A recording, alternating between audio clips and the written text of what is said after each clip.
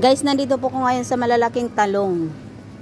Sa talong area naman ako, pipili po ako guys ng malaki. Para kontento kabayo ka. Ayan po guys ang aking pipiliin na talong. Hello guys, nagpapakulo po ako ng tubig kasi magsasabaw kami ng isda. Tinulang isda. Ayan po guys. See you next.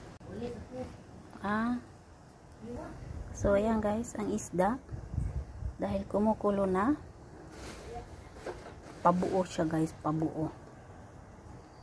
Ay kabayo ka. Pag nahulog pa ito. Ayan. Para kontento kami mamaya. So ayan.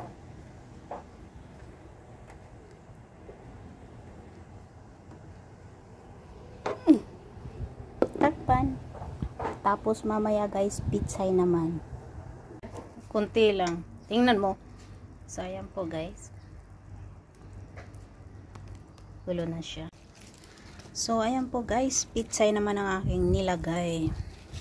Tinanggal ko po ang isda. Pitsay naman kasi pag hindi ko tanggalin ang isda, ito ay aapaw siya. Ngayon naman po guys, magpiprito kami ng isda. Ayan. Ito po siya oh. Kanina tinulang isda guys. Ngayon ay prito naman kami. So, ito na.